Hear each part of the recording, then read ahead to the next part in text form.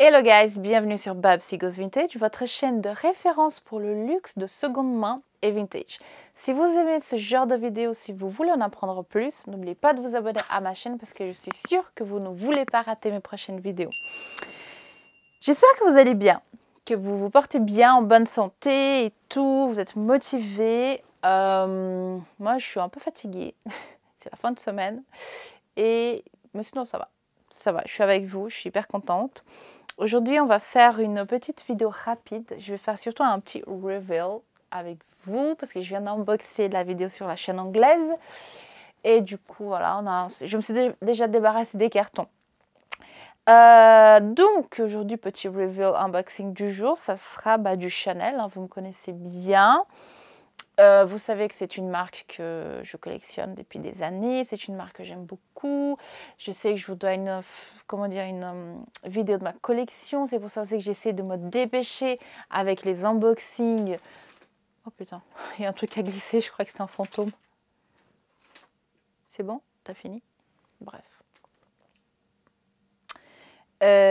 Parce que je sais que vous voulez voir ma collection. Donc ça va arriver, je l'espère, d'ici fin d'année. Il faut juste que je me détende un peu sur mes achats parce que j'achète 3 et j'unbox 1. Les calculs, ils sont pas bons, Kevin. Donc voilà. Du coup, pour accélérer un peu la chose, aujourd'hui, je suis venue vous présenter ma dernière acquisition qui date de fin 2022. Donc voilà, vous savez, des fois j'achète, je mets dans un coin, j'unbox 3 ans après. Voilà, ça suffit maintenant de glisser le sac. Bref, il fait du bruit, ça me stresse. Donc voilà, petit dust bag, en fait au Gucci, j'ai juste mis dedans parce qu'il était dans du papier bulle. Il est venu, voilà, dans un carton, dans du papier bulle. Je vous dis déjà, parce qu'en fait, je me rends compte dans les commentaires ou les questions qu'on pose, mais je ferai une vidéo par rapport à ça. Un sac que vous achetez de seconde main vintage, c'est du vintage des années 80. Les probabilités qu'il manque la facture d'origine, les boîtes, les dust bags, la carte d'authenticité ou des fois même le sticker sont extrêmement élevées.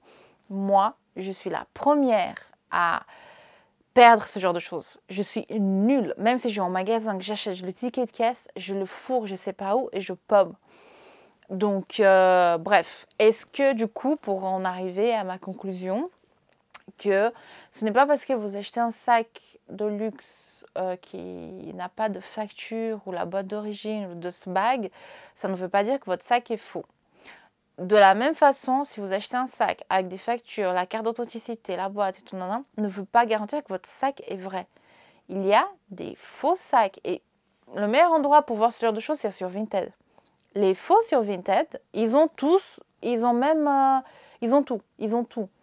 ont les factures, la boîte, la carte, le machin, le ruban, ils ont tout. En fait, quand ils se cassent les bonbons à faire un faux sac, ils se cassent aussi les bonbons pour faire tout le packaging, un faux packaging, fausse facture, tout ce qui va avec. Parce que justement, les gens ils disent « Ah, mais s'il y a la facture et tout, c'est que c'est un vrai. » Pas du tout. Vraiment, il faut vraiment vous méfier. Donc voilà, et c'est vrai que si vous trouvez un sac de seconde main ou vintage avec tout complet, on va dire, le packaging et tout, c'est des sacs aussi qui vont coûter plus cher parce que c'est rare, il est complet et puis machin, donc c'est encore plus un gage d'authenticité et de rareté. Donc voilà, et donc souvent, quand il n'y a pas la facture ou la carte ou le sticker, plus de gens sont frileux et plus vous avez aussi l'opportunité de faire un bon deal. En fait, tout est une question d'analyse, de connaissance, de savoir si c'est un vrai, si c'est un faux et tout. Enfin, il y a plusieurs paramètres qui rentrent en jeu. Mais voilà, en tout cas, je voulais quand même aborder un peu vite fait. Je vais revenir sur ce sujet plus en détail, plus en profondeur et tout dans d'autres vidéos. Parce que j'ai vu qu'avec mon Coco Rain, voilà, j'ai vu des commentaires passer. Ils ont dit « Ah, mais il n'y a pas la facture, il n'y a pas la carte, alors il est faux. » Ah, c'est un sac en plastique, alors il est faux. Ça aussi, je vais venir vous faire une vidéo avec mes sacs Chanel, surtout, mes sacs de luxe en général, qui sont en plastique ou qui sont dans des matières qui sortent un peu de l'ordinaire, qui ne sont pas en cuir. Donc voilà, et Chanel, ils sont vraiment connus pour faire des sacs hyper fun, hyper originaux dans des matières what the fuck. Voilà, des trucs un peu voilà, ouais, ce n'est pas du cuir. Bref, je m'égare encore une fois. Revenons à nos moutons. Donc, je voulais vous présenter ma petite acquisition vintage. C'est un classic flap médium, couleur chocolat, même si on dirait qu'il sort un peu noir à la caméra. Chocolat en jersey. Donc en fait, c'est du tissu, c'est du jersey avec la chaîne Mademoiselle. Donc ça aussi, aujourd'hui, vous la trouvez que sur les 2,55, pas sur les classiques flap. Mais à l'époque, enfin, on trouve des sacs vintage classic flap avec la chaîne 2,55. On va faire un petit tour du sac et puis je vais vous expliquer plus en détail. Donc, l'intérieur, quand vous l'ouvrez, c'est un double flap, hein, c'est un double rabat. L'intérieur, c'est un cuir un peu beige. C'est un sac Chanel, donc Made in France. Le Made in France, il sera écrit en face. Et ouais, il est assez en bon état. C'est un sac qui date des années 80, fin 80. Pourquoi? Déjà par son côté un peu très carré. J'ai mon premier sac Chanel vintage de seconde main que j'ai acheté. C'est de la même collection.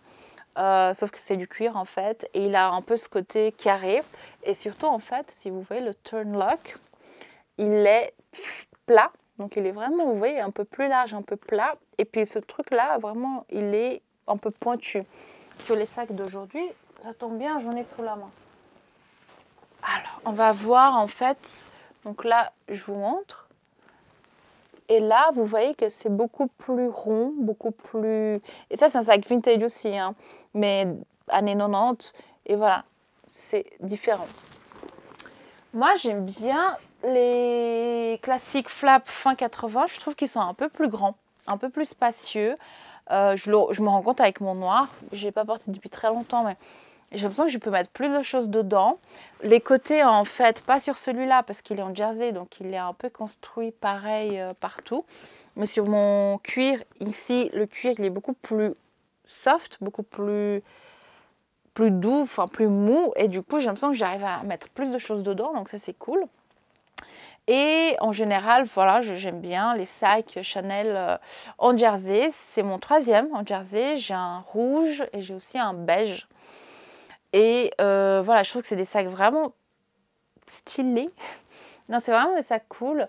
Voilà, Chanel, ils sont connus pour faire des sacs en jersey, en cuir de lambskin, cuir grainé caviar, en velours, en satin, en plein de matières. Et quand il s'agit voilà, de sacs vintage, si je devais choisir entre un sac vintage velours ou satin, ou jersey, je choisirais plutôt le jersey parce qu'il va être quand même plus durable, il va durer plus longtemps que les velours ou en satin parce que c'est vraiment des matières très délicates. Et je trouve que c'est vraiment un sac, voilà, un sac Chanel en jersey, c'est vraiment un truc à avoir dans sa collection, c'est vraiment une pièce unique, collector, et je trouve ça vraiment génialissime. Quand je l'ai reçu, j'étais un petit peu déçue parce que la chaîne est très courte. Et je ne sais pas si la personne qui l'a eu avant a raccourci la chaîne ou si la chaîne était courte. J'ai fait un peu mes recherches et j'ai trouvé pas mal de sacs comme ça avec la chaîne qui était courte. Au début, je me suis dit, bon, je vais devoir la rallonger cette chaîne. Et après, je me suis dit, tu sais quoi, c'est hyper à la mode les sacs porte-épaules comme ça, courts. Donc, tu le gardes comme ça. Et en fait, je vais vraiment le garder court. Je trouve que c'est une vibe, c'est un style. Et j'aime bien. Donc, je vais le garder comme ça. La dorure est un petit peu, ça se voit qu'elle est un peu moins dorée que d'habitude, mais toujours très belle, très élégante. Et voilà, ça se voit que c'est un sac vintage. Et moi, quand je vois des sacs vintage dans la rue, je suis là genre, oh mon Dieu. C'est tellement genre, meuf, t'es trop stylée, genre, t'as tout compris. Et voilà, c'est ça que j'adore. Alors, les informations que tout le monde aime toujours avoir, c'est où, quoi, comment, à combien. J'ai trouvé celui-ci sur eBay. un vendeur que je connais assez bien. J'ai déjà acheté pas mal de sacs chez lui, un vendeur japonais. Et je l'ai payé 1200 € à peu près, plus ou moins. Je trouve que c'est un prix assez fair, parce qu'avec 1200 €, si vous voulez acheter du neuf chez Chanel, je pense que vous pouvez acheter peut-être un porte-monnaie, une paire de lunettes, mais en tout cas pas un sac comme ça. Et voilà, je trouve que c'était une belle affaire. Je suis assez contente. Je suis pas très sac brun, parce qu'entre brun et noir, je préfère toujours le noir. Le noir comme ça, il est toujours dans ma wishlist. Mais après, je me dis, est-ce que tu as vraiment besoin d'avoir un sac noir? Si tu as déjà un brun comme ça, foncé, chocolat, on dirait vraiment qu'il est noir presque. Je sais pas. À analyser, je pense que je vais peut-être m'abstenir. Surtout que j'ai d'autres targets pour le moment. Et puis voilà, mais en tout cas, moi je trouve que c'était quand même un beau sac. J'ai hâte de le porter. Du coup, maintenant, je l'ai unboxé, j'ai fait son baptême officiel et je vais pouvoir le porter. Donc ça, c'est cool. Dites-moi dans les commentaires ce que vous pensez de cette dernière acquisition fin 2022. Et puis voilà, si c'est un sac que vous aimez bien, que vous n'aimez pas, pourquoi. C'est toujours aussi intéressant de savoir pourquoi vous n'aimez pas quelque chose. Mais en tout cas, voilà. En tout cas, merci beaucoup si vous êtes toujours là. Merci pour votre soutien, vos commentaires, votre gentillesse, enfin tout. Je suis vraiment contente de vous avoir rencontré. Et voilà, je vous fais en tout cas des gros bisous et je vous dis à la prochaine vidéo. Bisous, bisous. Bye.